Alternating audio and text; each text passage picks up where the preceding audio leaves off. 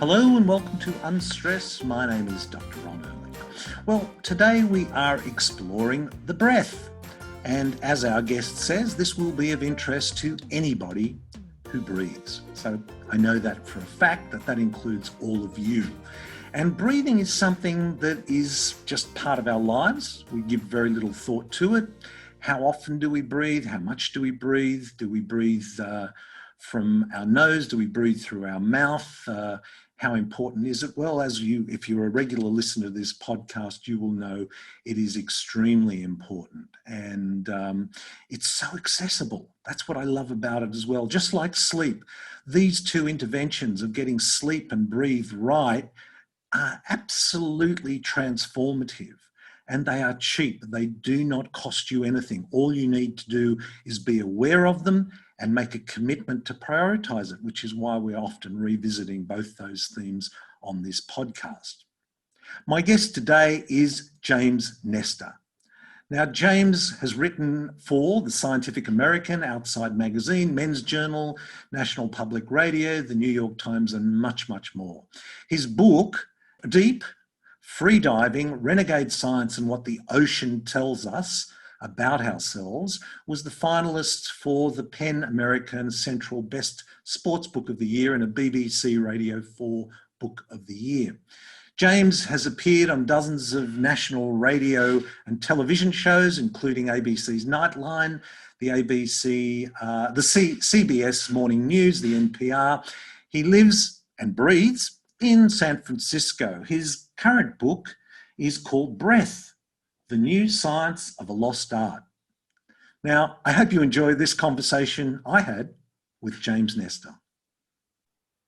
Welcome to the show, James. Thanks for having me.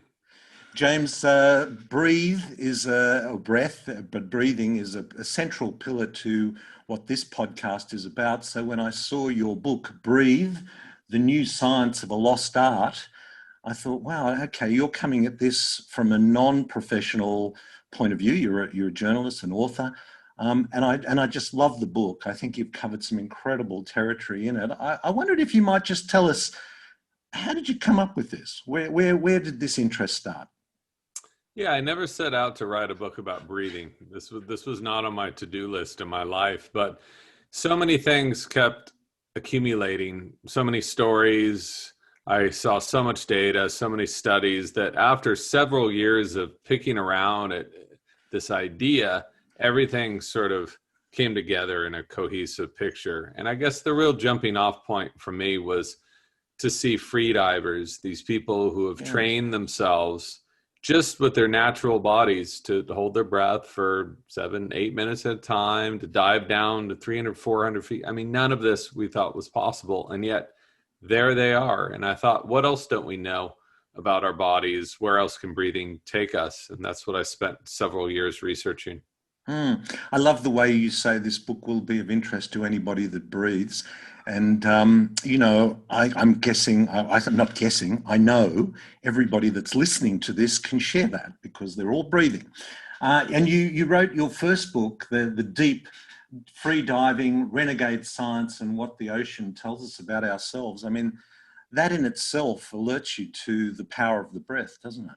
Tell us a bit about that book. It does. It's, I saw where breathing could take us underwater. I saw the power of breath holding.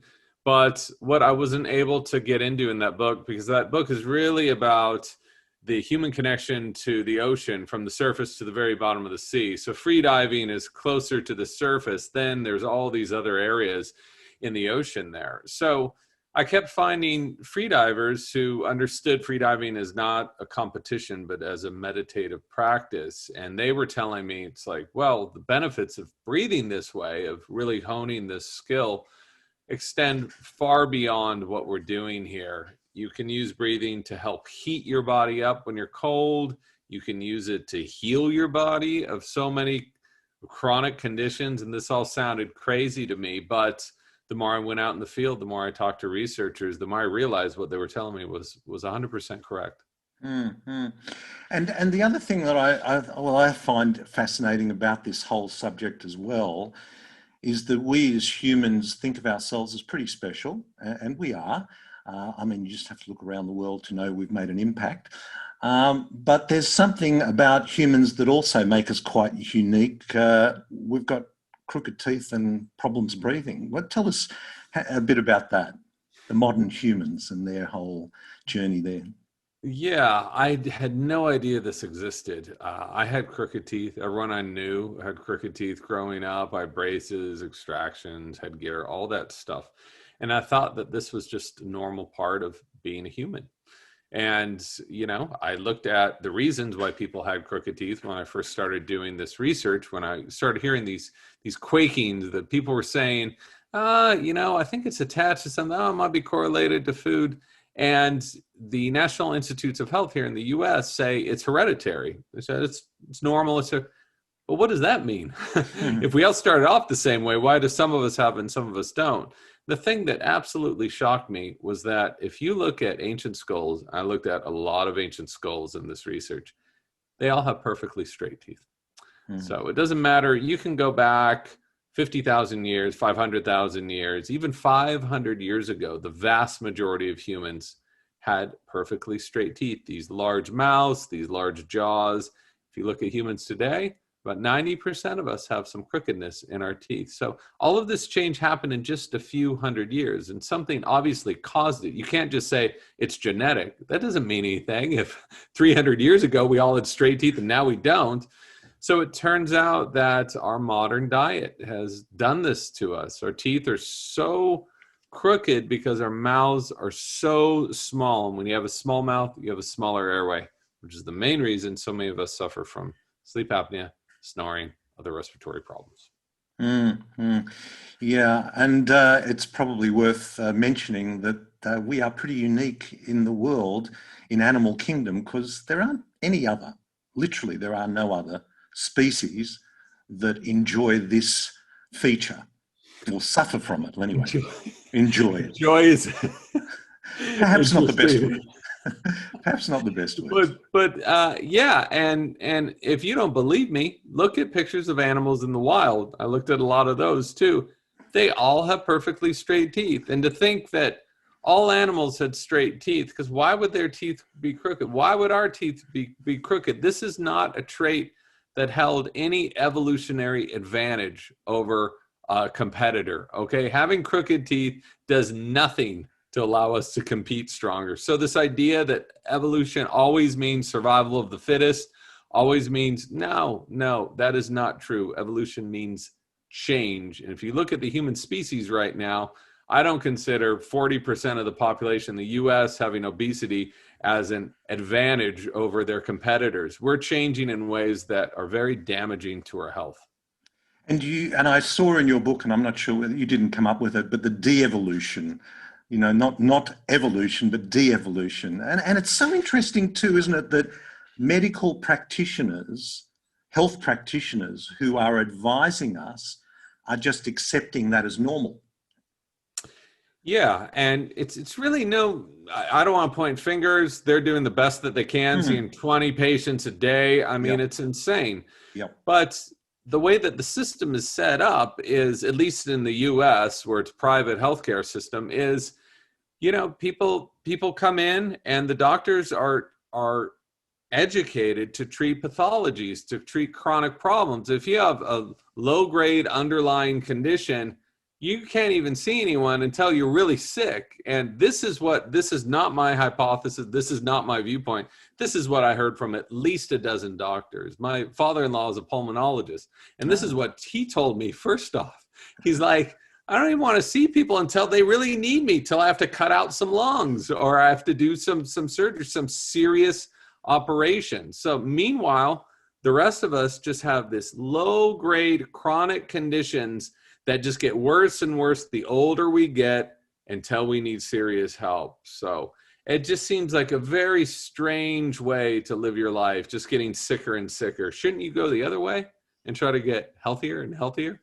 Well, James, that's the mission statement of this podcast. And I've often said that our current health system is a great economic model. It's just not a very good health model. So I think you've said it in a different way, but the same thing. I completely agree with you. And by the way, I have no solutions on how to fix it, right? I know this is extremely complicated, but the thing that we can do is take more of our health into our own hands. And that's what podcasts like this and other books. And you see this huge revolution of people who are so angry from not getting proper care and who have in many cases been lied to, been told to eat high carb, high sugar food, and you're going to be just fine. Start off your breakfast with a big bowl of Cheerios or Trix. It's not fine. And so the positive end of this is we now have awareness, and with awareness, we can really elicit some change. Which is why I love the book, because of its accessibility and the way you're coming at it from an every person. And I say that with all due respect, you're not coming at it from a physician, researcher point of view. And this is something that's available to us all, to all of us that are breathing. We have an opportunity here. Yeah. You think of diet, which is so important to health as well. When you're asking someone to completely change their diet, the same diet they've had for 30 years, you say, you got to go keto, you got to go paleo, you got to go vegan, vegetarian. That's a full lifestyle change. And there's no doubt that there are so many benefits from changing your diet to healthier whole foods. Of course there are. Same with exercise. So to tell someone who's been sitting on a couch for 20 years that they need to now go walk 10,000 steps, they say, whoa. But breathing is something we all carry with us all the time. And you can improve your breathing, whether or not you're sitting on that couch, whether or not you're jogging, whether or not you're at work. And you can show measurable benefits in a very short amount of time. And it's free. So there's no side effects to this beyond feeling better and having your body operate better. So that the accessibility of it all really, really appealed to me. Yeah. And listen, you mentioned skulls, looking at skulls, and part of your book, now I've been to Paris many times, and it's a beautiful city, but you explored a side of it that I have never seen before, and you did, and I wondered if you'd share that with our listener and what you found. Yeah, so I had heard that there was this big transition in the human skull. This was right at the beginning when I was getting deep into this research, where I really knew that there was a book here. I had heard that there was this pretty sudden transition. So where we went from having perfectly straight teeth and large airways, large nasal apertures, to crooked teeth and small mouths and less room for our airways. So I had seen ancient skulls, plenty of those online, but I'd never seen them up close. This is before I got access to labs. So, because again, this is right when I was starting out. So I had heard that there were the Paris catacombs, which I'm sure a lot of people have been to. This is a special tour that you can take, and you can see a bunch of old skulls. But I had also heard that the catacombs are just about 5% of the Paris quarries, which extend something like 170 miles underneath the streets of Paris. I believe that. And there's 6 million skeletons and skulls down there. And I thought, wow, well, that would be cool to go down there without any guardrails, plaques, where I could just look at these skulls. I could do whatever I wanted. So through friends of friends, which shall remain nameless, because I won't say this is the most legal thing to do in the world. We should we cut this out of the podcast? No, we'll go on. I'm fine with it. It's already done. It was done. Years ago. Yeah. But I managed to get access to some people who had studied these areas. So because you could get lost down there and you could not find your way out. So people have died before. But what was so fascinating is they built these limestone quarries, which are just tunnels, and they use that limestone to build all of Paris, the Louvre, all that white stone all over Paris. That's where it came from, right under Paris. So they moved all the dead bodies down there because they didn't know where else to put them. But what was amazing to me is they would have the quarries, which were 60 feet below Parisian streets, would go in line with the streets. So you would know where you were going. So you could be underground and know exactly where you were if you were above ground. But since all of the streets in Paris have changed, there's this ghost map of the way that Paris was before, with all of these street names that no longer exist. And the street names are down there? Yes. Yeah, this was before the big Haussmann rejig of the Napoleonic times. This was, yeah, those quarries have been down there for at least 1,000 years, 1,500 Wow. years. Wow. So because Parisians being Parisians, they believed that if you owned a house on a certain piece of land, that extended all the way to the core of the earth. So they Fantastic. were staking out that this land 60 feet under them belonged to them. It doesn't really. Or maybe it does according to their laws, but we were able to get access down there. And there's skulls all over the place. And we were able to find this burial ground of cholera victims from the early 1800s. And this was right at the edge when our mouths just went to hell, when we all started getting crooked teeth. And I was just surrounded by, hundreds and hundreds and hundreds of skulls. And you could see what happened. And they look so different from the other skulls that I had seen, the older skulls. So it's amazing to see how perfectly we were shaped by nature and how drastically changed we've been through industrialization. And it's a theme that I've explored myself on the podcast many times, and I've spoken. And you referenced the work of Weston A. Price, which our listeners, and I'm sure you've heard many times in your travels, and about nutrient-dense diets being one aspect of it. But there's another aspect, and that is the chewing, the actual chewing. Talk to us about that. Absolutely. So industrialized foods were deficient in so many, especially fat-soluble vitamins. And so Weston Price believed that because of the lack of these essential vitamins and minerals, bones did not develop properly. So mouths grew too small, teeth grew in crooked. He was right to a certain extent. So there is evidence of some malnutrition in these cultures that he was studying, who switched from a traditional diet to an industrial diet. But what I found more interesting was that it doesn't really matter, even if you had the proper amount of vitamins and minerals, if you are not chewing, especially when you're very young, your face doesn't model properly. So your mouth doesn't grow wide enough, which is why you get crooked teeth. And they've done studies just in the last few years looking at infants who were breastfed versus those who were bottle fed. Now, breastfeeding requires a ton of chewing stress, and it helps literally to push the face out.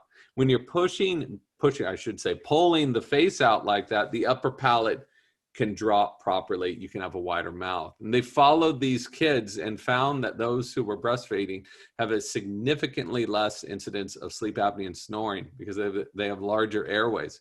So to me, it makes perfect sense. There's no controversy about this, but that so few people are talking about it or acknowledge it, I just thought was crazy. Interestingly, I yesterday was exposed to a new piece of research that linked chewing, mastication, to cognitive function. So it goes even further than just developing good habits that develop good jaws. It actually impacts on our brain function as well. For sure. Sharon Moore, who I was just corresponding with, she's an Australian myologist. I think that's the name of where she does a lot of work with different people to allow them to exercise their mouths in a certain way to open up their airways. But chewing, I learned from her that chewing helps decrease stress. It helps reduce cortisol because parasympathetic, when you have saliva flowing, you should be in a parasympathetic mode so you can digest better. It helps brain function. It increases circulation of the brain. I mean, I can go on and on and on, like essential things for proper development. And if you think about even the food that we consider healthy right now, smoothies, yogurt, avocado, it is healthy stuff. It's got a lot of nutrients in it. There's no chewing involved in any of that stuff. Yeah, that whole field of oral myology is a whole new and emerging area, which, if you were a dentist or an orthodontist, and I happen to be a dentist, and you weren't working with an oral myologist, I think you're really missing out on a very important part of it. But listen, one of the, people don't really think that breathing through your mouth or breathing through your nose, and in fact, you mention in your book, again, that many professionals also, hey, it's not that important. But you went through something at Stanford University that kind of highlighted how important that was. Tell us about that study. Yeah, so I had been talking with the chief of rhinology research at Stanford, a great guy named Dr. Jayakar Nayak. We had had numerous lunches, these long 3-hour lunches. He was telling me about his research, all of these crazy, he, co-authors 20 different studies a year. This guy is just a machine. And so he knows the benefits of nasal breathing versus mouth breathing. And there's no controversy about that. So if anyone tells you it's the same thing, they have not read the research. And there's so much research in it. There's at least 50, 60 years of research at Stanford, at Harvard, at Yale, showing the advantages of nasal breathing. So he didn't even want to get into that. He's like, there's not an argument about it. But what he didn't know and what I didn't know is how much of this damage comes on. So we know that if you're a mouth breather, that can cause certain neurological disorders. It can cause metabolic problems. You're going to be apt to have more cavities, which was crazy because there's more acidity in your mouth, which is a hotbed for cavities, on and on and on. But again, does that damage come on after 6 months, 6 years, 3 decades? Like nobody knew, because no one had done a controlled trial of it. No one had done a study. And I asked him, he's a guy at Stanford. He's, one of the best institutions here in the US for research. I said, why don't you do one? Come on, you're at the top of your field. And he didn't have the money, he didn't have the time, yada, yada. And so I convinced him. I said, well, if I volunteer, if I get someone else, because it'd be so much more important to have an N2 than just a single person, can you dedicate at least your lab and look at the data and help us out? And he said, absolutely. So game on. We had to pay for all this stuff at Stanford, which was just crazy. Pulmonary function tests, not cheap. CAT scans, not cheap. But he got us some significant discounts. But what was amazing to me, instead of it taking 6 weeks or 6 years or whatever, within a few hours, my blood pressure shot through the roof, just about 20 points higher than it had been, into stage 2 hypertension. Well, just tell us firstly what it was. I'm sorry. Go on. I mean, I've read it, but I want to share it with my listener. It's been a long day. That's all right. So the study got off on the wrong rails there. That's all right. The study was designed to be a 20-day study. It was actually 21 days. The first 10 days, we had our noses plugged. So with silicone, a little piece of tape over this. So we're only breathing through our mouths. A lot of people say, oh, that's horrific. This is some jackass stunt. Well, if you look at 25 to 50% of the population is habitually breathing through its mouth. And a lot of kids are so plugged up, they're just breathing through the mouth all the time. So I don't view this as being some extreme stunt. I view this as lulling ourselves into a position that so much of the population knew. So we were calculating data three times a day, sleep data. I mean, you name it, oxygen, CO2, nitric oxide. We had a full lab set up in my house. And so the other 10 days of that was going to be almost entirely nasal breathing. Can't nasal breathe all the time, but majority of the time we were just going to focus breathing through our nose. So if the pathway through which you breathe doesn't matter, then both of those data sets should be basically the same. They were so incredibly different. And what I mean by that is, then the first couple hours, blood pressure through the roof. Blood pressure goes up and down throughout the day, but I had never seen my blood pressure so high ever in my life. And then I went to bed and I started snoring, and I had not been snoring. So we took 2 weeks of baseline data, snoring an hour and a half. Then a few days, I was snoring 4 hours throughout the night. The other subject, Anders Olsen, was snoring even worse than me. We both got sleep apnea. So our sleep quality just went into the gutter. We were fatigued, anxious. I mean, everything. I could go on, but it was so dramatic and so drastic that it floored us. We were getting pretty concerned about our health about a week into it. Wow. Yeah, no, it's quite a crash course in the importance of nasal breathing. But the other thing that I thought was interesting too is that this isn't new. I mean, to say breathing isn't new is ridiculous, of course, but to say that some of these ancient practices, I love the fact that we have so much to learn from our past. About how we ate and how we moved and all of that, but how we breathe. Tell us a bit about some of the ancient practices, because the book's called The New Breath, The New Science of a Lost Art. So what was interesting is to dig through these archives. And I spent months and months in medical libraries. I'm fortunate enough to be in San Francisco. So I'm near University of California, San Francisco, very well-known medical institution, and then Stanford as well, and Berkeley, on and on.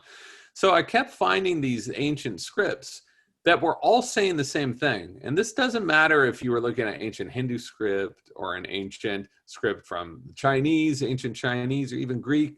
So they were saying that nasal breathing is healthy breathing and mouth breathing is very bad. And the Chinese went so far as to write 7 books on breathing, all the awful things that are going to happen to you if you breathe improperly, specifically if you are breathing, especially inhaling through your mouth, and all the wondrous things that are going to happen to you, all the health you're going to be able to celebrate if you are breathing through your nose and if you are practicing other breathing techniques.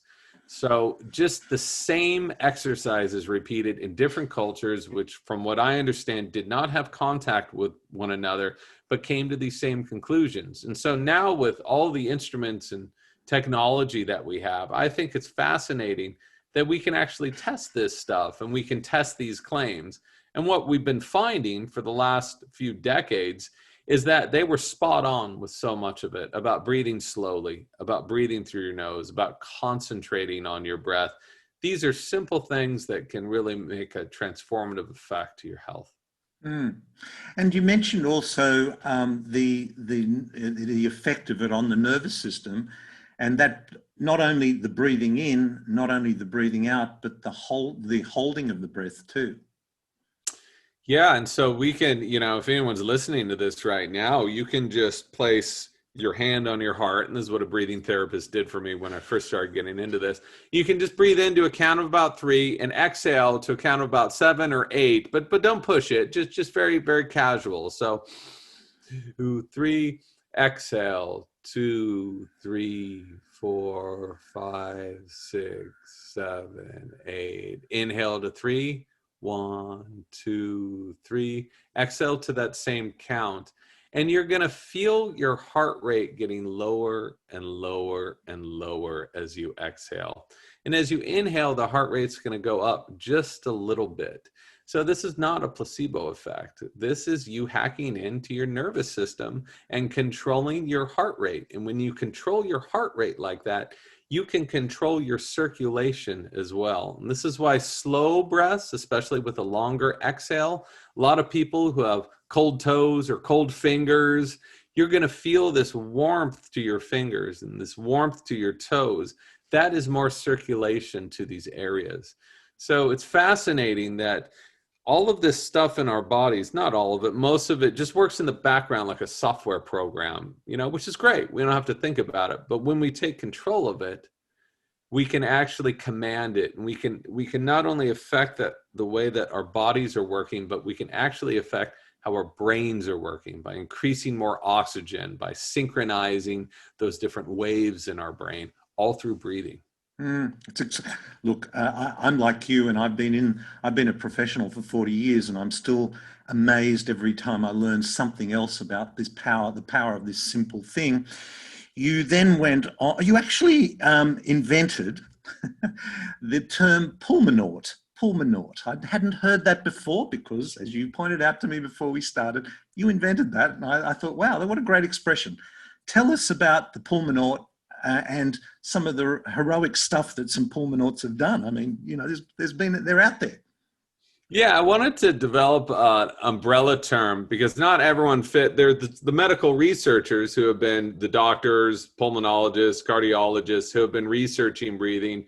And then there's breathing therapists who are researching breathing. And then there are just these freelance people who came to breathing completely randomly, because nothing else in their lives were working, and they found breathing and it worked so well that they taught it to other people. So I consider all of them pulmonauts. But a pattern kept developing, and I was not looking for these stories, but these stories kept repeating the same pattern where we would discover something about breathing, and it didn't matter if it was discovered at Yale or at Harvard or whatever.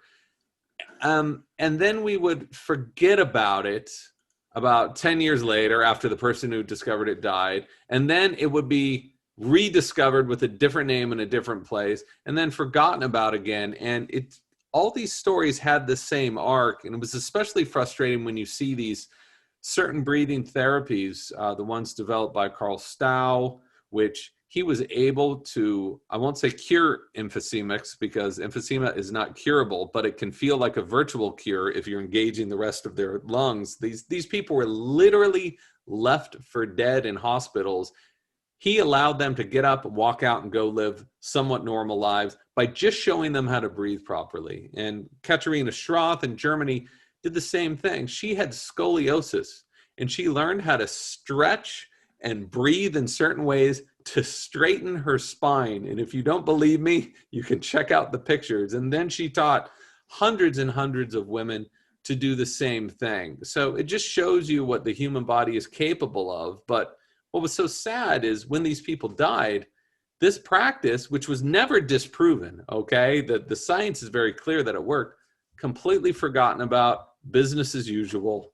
And that's where a lot of it is today. But hopefully we're on that next wave of awareness right now. Now, one of the therapies that you explored was Buteyko. What was your impression of that, and how did you obviously you used it? What was your impression of Buteyko? Tell us a little bit about, for our listener that may not be familiar with it. So Konstantin Buteyko was a Russian cardiologist who had very serious high blood pressure. 212 was his number, and he was told he was going to die in a year. And they kept giving him drugs, but it wasn't doing too much. And he found that if he slowed his breathing down, if he breathed way less, his high blood pressure problems, his hypertension completely went away. So he said, this is weird. No one's studying this. They're studying all these drugs, but they're not studying breathing. So he went on to study this for something like 40 or 50 years, helped hundreds of thousands of people with his method. It's especially effective for asthma. It also works for hypertension. But what he discovered is it was nothing new. This is another one of those pulmonauts who just fell upon something that had been talked about in yoga practices and ancient Chinese practices thousands of years ago. And it's the idea that we should be breathing in line with our metabolic needs. So we can overbreathe. We're still going to get air that way, but we are just going to overwork our body. We're going to cause it so much wear and tear. It's like if you're in a car and you're at a stop sign and you are just idling and just revving that motor at every stop sign, what's going to happen? The car is going to break down a lot quicker. And our bodies are the same thing. So many people have heart rates of 90 beats per minute, 100 beats per minute. So you got to get that down. And one of the most efficient ways to get that down is get control of your breathing. So Buteyko is associated with these practices of breathing less. So inhibiting air, and some of them are pretty hard to do. But what he's really doing, those practices are like weight training for your lungs, for your respiratory system, so that the other 23 and a half hours of the day, you're breathing in line with your metabolic needs. So he's causing you to hold your breath, to breathe so slow you feel like you're dying, so that you get acclimated to a slightly higher CO2 and you can breathe normally the rest of the time. I've seen people absolutely transformed by, you could call it Buteyko method, you could call it Papworth method, you could call it pranayama. It's all doing the same thing. It is controlling your breath and taking what you need instead of constantly just wasting that air. I mean, I know we measure life in years, but there are some cultures that measure life in breaths. And, you know, you only have so many breaths in a lifetime, so why use them all up too quickly? And that's basically what they're doing with the Buteyko, isn't it? Just slowing it all down. But there's another character out there who is quite amazing and who's rewriting medical textbooks, and that's Wim Hof, who you must have already I know you also explored. And that's quite a different story. What was your impression? Tell us about how you reconciled what Wim Hof was doing, although you had done deep dive, so you had some clue there. Go on, tell us what your impression of what Wim Hof is doing. So I learned all these benefits of breathing less and breath holding because you want to breathe in line with your metabolic needs. You know, you want to be running efficiently and having that lower heart rate. We know that people with a lower heart rate are going to live longer, right? So it's almost like you only have so many clicks in a lifetime. If you're breathing heavily, your heart rate's going to go up, which means you're using up those heartbeats. I know this doesn't work out perfectly, but if you look at the science of animals who have the lowest heart rates, they live the longest. Animals that breathe the less, they live the longest. So definite connection there. So when I came upon these really heavy pranayamas and Sudarshan Kriya practices, I mean, you do some really, really crazy stuff. I thought, this is totally the opposite of what I heard from Buteyko. And all the Buteyko, no, I won't say all, some of the Buteyko people are like, don't do that stuff. It's poisonous. And I said, but look what he's able to do. So happened to be 2 hours before I came here to talk to you, I was on an interview with Wim Hof for an hour. Wow. I interviewed him about his new book for a promo in England. Wow, fantastic. So we're hot off the press here. It's hot off the press. He's a fantastic guy because he is focusing on allowing the body to not only heal itself, but to push it to limits far beyond what any medical researcher, I won't say any, what most medical researchers thought possible. He's able to completely take control of his nervous system. He's able to hold his breath to a level where his oxygen levels go down 50% and he's perfectly fine. That's not supposed to be possible. He ran a marathon on Everest in bare feet that took 8 hours. I mean, this is just, he sat in an ice bath for an hour and a half, almost 2 hours, and didn't suffer from frostbite or hypothermia because he found a way of breathing. So this guy's literally rewriting textbooks. And what his system is, he calls it Wim Hof method. It's been around for thousands of years. He's the first one to admit that, right? Mm-hmm. So he's very cool about that. Yeah. Is it focuses all the stress of the day. So most of us walk around in this chronic state of low-grade stress. We're just frustrated, emails, traffic. This concentrates that stress. When you're breathing the Wim Hof method or Tumo, you are stressing yourself out. You think, why do I want to stress myself out? Because you're focusing that stress. You're learning to take control of that stress. You're learning that you can turn on stress specifically so that you can turn it off. So the rest of the day, you are cool. And the studies that I found that really blew me away is people with autoimmune problems, psoriasis, even MS, Parkinson's, the vast improvements that they've shown by breathing in this certain way and occasional cold exposure. You can't argue with data. And so it's so fascinating that he is this real revolutionary in this world. And if he wasn't going into labs and willingly going into any study anyone asked him to do, you'd scratch your head and say, I think he's a magician. He's showing up to every lab that invites him. And that's what's so exciting to me about his work. And it's interesting because you touch on that this is intentional stress. Not all stress is bad. I mean, that's why we exercise, and to use the breath as an intentional source of stress. I think the word is hormesis. You know, that actually is very powerful to control stress. What a wonderful idea. This is how the human body was designed. Okay, when we were living in caves, most of the time we were just sitting around. People think we were working all day. We weren't. We were working about 4 hours a day and just sitting around. But occasionally, it would be time to attack a bear or fight off an offender or really do something. So these short bouts of stress, that's how we're designed to live. We're not designed to live with this chronic low-grade stress where a bad email will put you into this state of anxiety that can last 2 hours. This is so damaging, keeps you in a constant state of inflammation. And almost every modern disease can be linked to inflammation. So it's bad news. And Wim has shown the benefits. I do that breathing as often as I can, at least a few times a week. I feel a definite benefit from it as well, but don't listen to me. Look at the data, look at the lab studies, and you can see for yourself. Mm. Well, you put it out there so nicely in your book, and I think it is fabulous. We'll obviously have links to that. I just wanted to finish up now because we've covered some great territory here, but I wanted to finish up because we're all on this health journey together in this modern world, and taking a step back from your role as an author, a writer, a researcher on breath. What do you think the biggest challenge is for people on our health journey through life in this modern world? I think the challenge is to weed through all of the information. We're at an age where you can get information from any direction.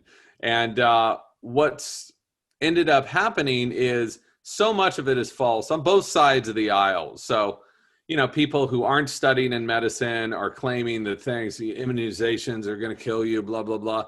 And that's false. And then people on the other side, a lot of medicine is owned by corporations, and this isn't, any revelation. There's many books on this, and just read the newspaper and you can see that. So in between those two worlds, I think is really where the truth lies. But I would look at studies. I would look at studies done at known universities by respected researchers. I would look at who is funding the studies, and that is so important. There's a website called the NNT.org, I believe it is. And what they do is they take studies and crunch all the data. And these are top statisticians, top doctors. They crunch the data and really show you what these medications are doing. Some of them are working wonderfully. Others are actually harming you more than they're helping you. And that website, I think, is one of the most important things for people to look up before you start taking whatever drug you've been prescribed. James, thank you so much for joining us today, and thank you so much for your wonderful book. We'll have links to that on our show notes, so thank you. Thank you very much for having me. So I always find it interesting, as you probably have noticed, to ask my guests what they think the biggest challenge is, because we are all on this health journey together, and we in our modern world, it is rather challenging to navigate your way through. And the NNT website that he referred to meant the number needed to treat. And we will, of course, have links to that as well. I think one of the most interesting things I find about James's book is, as I said, that he comes at it from a different perspective, and he looks at it in such a historical perspective. And I love to explore lessons from the past.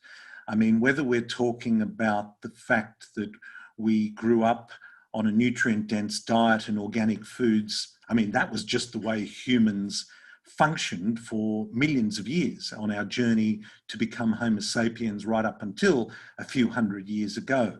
So we had lessons to learn from that, and we don't need randomized double-blind control studies to necessarily teach us that. We sometimes just need to look at our past, learn from our past, and use some common sense. And that's why his reference to so many of these ancient practices, and the fact that the byline of the book is the new science of a lost art, the lost art of breathing well, which up until the time that our jaws became narrow and our upper airways became narrow, who even thought of that? Who even thought, our ancestors were not walking around thinking, am I eating organic or not? Am I eating a nutrient-dense food or not? Am I breathing properly or not? These are all questions that we need to take a step back from, simple questions that we need to take a step back from and ask ourselves. And it's so accessible. And that's what I love about the breath. And that's why I put sleep and breathe as two of the most central pillars, because if you get those two right, and as we've talked about before, sleeping, a consistently good night's sleep is a function of both quantity, getting enough, which is about 8 hours a night for over 90% of the population, and breathing well while you're asleep. Now, breathing well rolls off the tongue very easily, but for the fact that 90% at least of the population does not have enough room for all 32 of their teeth through their mouth and in perfect alignment, it has implications on our health and specifically on our ability to breathe well. If we didn't, I've used this analogy many times in my own practice, but if we didn't have enough room for all 5 fingers on our hands, we wouldn't be as blasé about it. If we all had to have our 4th finger removed when we were 18 or 20, you wouldn't go, oh, did you have your 4th finger removed when you were doing? Yeah, of course, didn't you? Why? No big deal about that. We just wouldn't have accepted that as normal, and yet we accept this as normal. This crowded mouth as normal, and this narrow airway as normal. And you even get health practitioners saying, it's no big deal whether you breathe through your mouth or your nose. Well, if you've been following this podcast, then you'll know that there is a very big difference. And I will share with you an image of an X-ray that we have displayed on one of the brochures in our practice about nasal breathing. In fact, I'll have the brochure as a downloadable downloadable resource attached to the show note. Now, in that brochure, we really promote the importance of nasal breathing, because at the end of the day, breathing through your nose has so many advantages. It warms, humidifies, and filters the air before we take it into our lungs. So, this is why so many people have, one of the reasons why anyway, why so many people have respiratory issues, asthma, allergies, because they're taking air into their lungs, which is irritated. And it's irritated, one of the reasons is because it's not filtered and warmed. So when we take our air through our nose, there are 5 or 6 levels of filtration. There are the fine hairs, which filter out the particles. There are the mucus lining the sinuses and turbinates, which are antimicrobial. They warm the air. Then you take it in over and also when you breathe through your nose, the body produces a chemical called nitric oxide, which actually is antimicrobial and, interestingly, antiviral. There's some great research which shows that nitric oxide interferes with the coronavirus, SARS-1, and so presumably it probably does that with COVID-19 as well. So then it passes through your adenoids and finally your tonsils, and then it enters your lungs. But if you breathe through your mouth, you bypass most of those and put the pressure on your tonsils and adenoids. And that's why people often have sore throats and enlarged tonsils, because they're asking to do much more than they need. The other thing you may have, when James was going through his exercise of 3 in and 7 out, 3 seconds in and 7 seconds out, it may have also reminded you, and again, if you're a regular listener to the podcast, and if you do our Breathe Pillar online course, I'll share this with you then too, but it's a way of switching on that part of our nervous system that is involved in the rest and digest. So there's a part of our nervous system called the autonomic nervous system, which functions automatically, mostly in the background. And there are 2 parts to that. There's the sympathetic part, which is the fight or flight when we're under stress, and that should only be for a short period of time.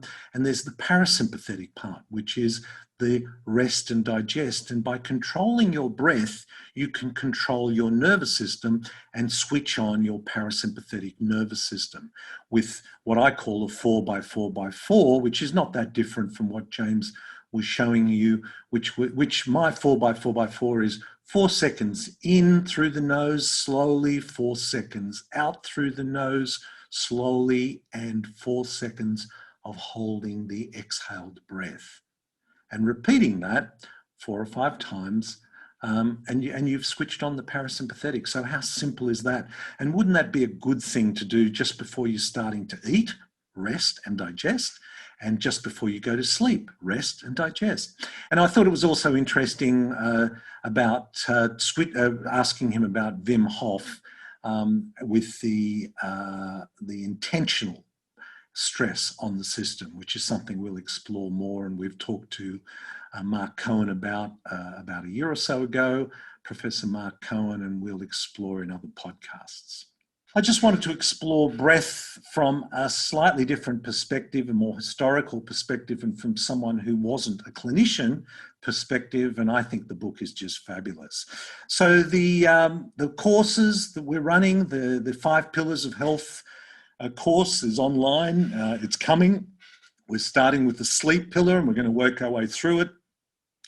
And this is not just a subject that I occasionally touch on and you'll never hear from again. You'll have noticed that we revisit sleep, we revisit breathe, we revisit a whole lot of subjects, because to me, and in my clinical experience, and as I said, I've been a practitioner for 40 years, telling people something once, you may have ticked that box on your clinical notes, but in order to affect change, I think we see it as kind of tapping the hoop along the street. And as long as you keep tapping that hoop, the hoop keeps propelling down the street. But as soon as you stop, it stops as well. So there's a few messages that are recurring, coming at it from different perspectives. I hope you find that useful. I know I did. I really enjoyed James's book. So until next time, this is Dr. Ron Ehrlich. Be well.